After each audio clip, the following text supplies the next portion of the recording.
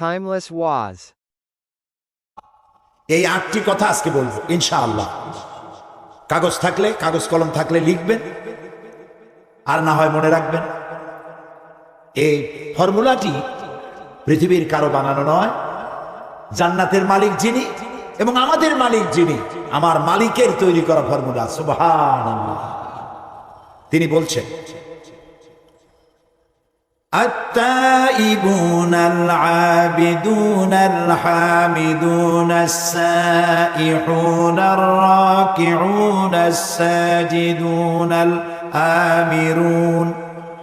الآمرون بالمعروف والناهون عن المنكر والحافظون لحدود الله وبشر المؤمنين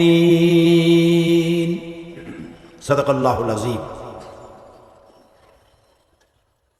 আল্লাহ তাআলা বলছেন,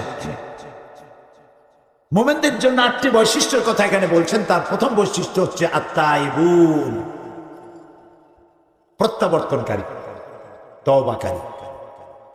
প্রথম বৈশিষ্ট্য কি? তওবা। প্রথম বৈশিষ্ট্য কি? তওবাকারী। তওবা মানে হচ্ছে ফিরে আসা। আর তাইবুন এর অর্থ হচ্ছে প্রত্যাবর্তনকারী, বারবার প্রত্যাবর্তনকারী, একবার না, বারবার প্রত্যাবর্তনকারী। এটি আল্লাহ তাআলা আমাদের জন্য একটি সুযোগ করেছেন। আমরা তো মানুষ মাত্রই গুনাহ করে। গুনাহ করা কি আমাদের জন্য অস্বাভাবিক না স্বাভাবিক? খুবই স্বাভাবিক। এটা আল্লাহর চাইতে কেউ ভালো বোঝে না। সেই জন্য আল্লাহ তাআলা বলছেন আত-তাইবুন, বারবার প্রত্যাবর্তনকারী, বারবার তওবাকারী। পৃথিবীতে এমন কেউ নাই যে আপনি অপরাধ করবেন আর আপনাকে ডেকে বলা হবে যে এসো আমি তোমাকে ক্ষমা করে দেই। এরকম কেউ কি বলবে? বলেন। আমরা যদি আমাদের বাপের সাথে বেয়াদবি করি, আল্লাহ না করুক, মায়ের সাথে বেয়াদবি করি, মা বাপ কি বলবে যে আয় বেটা তোরে মাফ করে দেই, আয় মাফসা, মাফ করে দেবো? বলবে? মা এবং বাবা সন্তানের জন্য কল্যাণকামী। মা বাবা মনে মনে এটা ফিল করেন, ছেলেটা যদি এত বড় বেয়াদবি করলো, যদি মাপ চাইতো মাফ করে দিতাম, এটা ফিল করেন, কিন্তু মুখ খুলে বলবেন না যে আয় মাফ করে দেই। আকাশ আর জমিনে একমাত্র সত্তা যার নাম আল্লাহ রাব্বুল আলামিন। বান্দা গুনাহ করে, আল্লাহ রাব্বুল আলামিন বলেন আয় যত গুনাহ করেছিস ক্ষমা চা, আমি মাফ করে দেব। মানুষ গুনাহ করবে আর আল্লাহ তাআলা ক্ষমা করবেন, কারণ তার নাম হচ্ছে রহমান রহিম। এর অর্থ এই নয় যে আপনি জেনে বুঝে গুনাহ করবেন আর মাপ চাইতে থাকবেন, গুনাহ করবেন আর মাপ চাইতে থাকবেন। এক পর্যায়ে মনে করবেন যে গুনাহ করি নেই, তারপরে বুড়া বয়সে মাপ চাই নেব। এরকম যদি হয় তাহলে এই ধরনের তওবা নিয়ে যারা তামসা করে, তওবার দরজা তাদের জন্য নয়। তবে আল্লাহ তাআলা হচ্ছেন মেহেরবান। তিনি মানুষের তওবার দরজা খোলা রাখবেন। সূর্য যতদিন পর্যন্ত পশ্চিম দিক থেকে উদয় না হয় ততদিন পর্যন্ত তওবার দরজা খোলা থাকবে। 1। 2 নম্বরে, তওবার দরজা বন্ধ হবে একজন মানুষের জন্য তখন যখন সে মার্জে মউতে মুবতালা হবে এবং মৃত্যুর কারণে তার গলা দিয়ে গড়গড় করে আওয়াজ আসতে থাকবে, সেই পর্যন্ত তওবা দরজা খোলা থাকবে। কিন্তু যখন মরণের যন্ত্রণা শুরু হয়ে গেল, গড়গড় করে আওয়াজ বেরোতে থাকলো, তারপরেও যদি তওবা না করে তাহলে আর তওবা থাকলো না। এই পর্যন্তই আল্লাহ তার তওবার রাস্তা খোলা রাখেন। এই পৃথিবীতে সব থেকে মাসুম ব্যক্তি হচ্ছেন কারা? নিষ্পাপ ব্যক্তি কারা? আম্বিয়া আলাইহিস সালাম। নবীরা নিষ্পাপ, মাসুম, বেগুনাহ, তাদের কোনো গুনাহ নাই। নবী করিম সাল্লাল্লাহু আলাইহি সাল্লাম 40 বছর বয়সের সময় নবুয়ত পেয়েছিলেন। এই 40 বছরের মধ্যে, নবুয়ত পূর্ব 40 বছরে তিনি কি কোনো গুনাহ করেছেন? এরকম আস্তে ঠান্ডা ঠান্ডা জবাব আমি কামনা করি না। যারা জানেন তারা জবাব দিবেন। নবুয়ত পূর্ব 40 বছর জীবনে রাসূলুল্লাহ কোনো গুনাহ করেছেন? নবুয়ত পাওয়ার পর মৃত্যু পর্যন্ত একটি গুনাহও কি করেছেন? যেই নবীর সারা জীবনে একটি গুনাহ নাই, সেই নবী বলছেন আমি দৈনিক 70 বার তওবা পড়ি। নবীজি আরো বলেছেন আমি দৈনিক 100 বার তওবা পড়ি। সুবহানাল্লাহ। রাতে দিনে 24 ঘন্টা গুনাহ করি, আমরা তওবা করি না। আর রাসূলুল্লাহ দৈনিক 100 বার তওবা করতেন। নামাজ পড়তেন, সালাম ফিরিয়ে বলতেন আল্লাহু আকবার, এরপরে 3 বার বলতেন আস্তাগফিরুল্লাহ আস্তাগফিরুল্লাহ আস্তাগফিরুল্লাহ। কয়বার বলতেন মনে থাকবে আপনাদের? আজকের এশার নামাজের থেকে আমল করবেন। ইমাম যখনই সালাম ফিরাবে আপনি কি বলবেন? আল্লাহু আকবার বলেন সবাই। তারপরে 3 বার কি বলবেন? আস্তাগফিরুল্লাহ আস্তাগফিরুল্লাহ আস্তাগফিরুল্লাহ 3 বার। তোমার গুনাহ যদি হয় পাহাড় সমান, আল্লাহর রহমত হবে আকাশ সমান।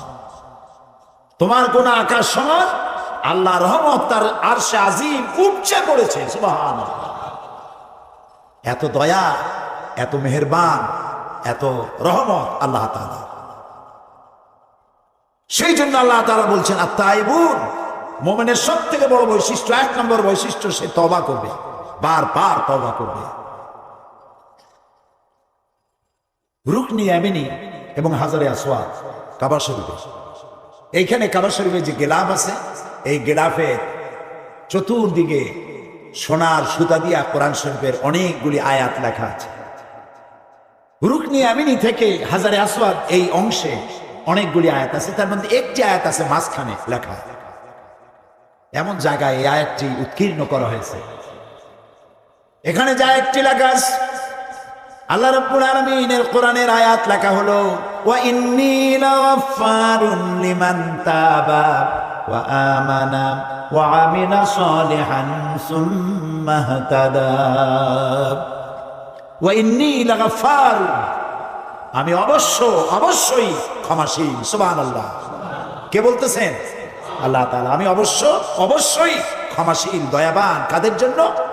লিমান তাবা, যে ব্যক্তি তওবা করলো, ঈমান আনলো এবং নেক কাজ করলো, নেক আমল করলো, সুম্মা ইহতাদা, এবং এরপরে সেই নেক আমলের উপরে টিকে থাকলো, হেদায়েতের উপরে টিকে থাকলো, আমি তার জন্য ক্ষমাশীল। আল্লাহর ক্ষমা তার বান্দাদের জন্য বিশাল মেঘের মতো ছায়া দিয়ে আছে আমাদেরকে। হযরত ওমর ফারুক রাদিয়াল্লাহু তাআলা আনহু একবার হেঁটে যাচ্ছিলেন অন্ধকার রাতে, পেছনে কিছু সাহাবীরা হাঁটতেছিলেন।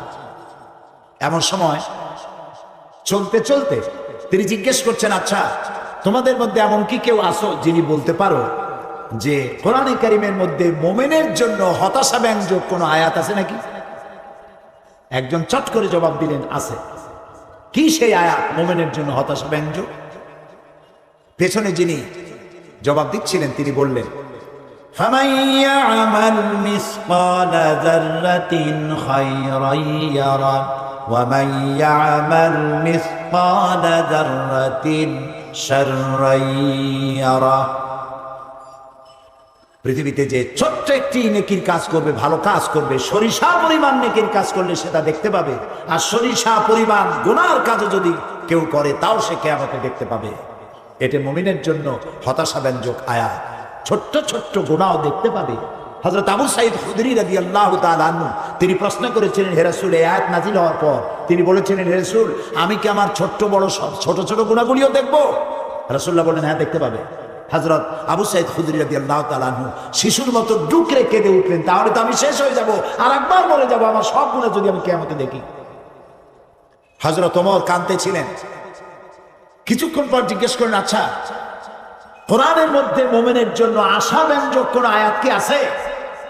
পেছন থেকে জবাব এলো, আছে। কি? তিনি জবাবে বললেন, কুল ইয়া ইবাদিয়াল্লাযীনা আসরাফু আলা আনফুসিহিম লা তাকনাতু মির রাহমাতিল্লাহ ইন্নাল্লাহা ইয়াগফিরু যুনুবা জামিআ। হে নবী, আপনি বলুন, হে আল্লাহর বান্দারা, তোমরা যারা নিজের নফসের উপরে জুলম করেছো, অত্যাচার করেছো, লা তাকনাতু মির রাহমাতিল্লাহ, আল্লাহর রহমত থেকে মায়ুস হয়ে যেও না, নিরাশ হয়ে যেও না, হতাশ হয়ে যেও না। সুবহানাল্লাহ। নিশ্চয়ই আল্লাহ তাআলা সমস্ত গুনাহকে মাফ করে দিবেন। সুবহানাল্লাহ। হযরত ওমর কান্না জড়িত কণ্ঠে বললেন, আচ্ছা তোমাদের মধ্যে কি আব্দুল্লাহ ইবনে মাসউদ আছে নাকি? আব্দুল্লাহ ইবনে মাসউদ বললেন, আমি তো আপনার প্রশ্নের জবাবগুলি দিচ্ছিলাম। সুবহানাল্লাহ।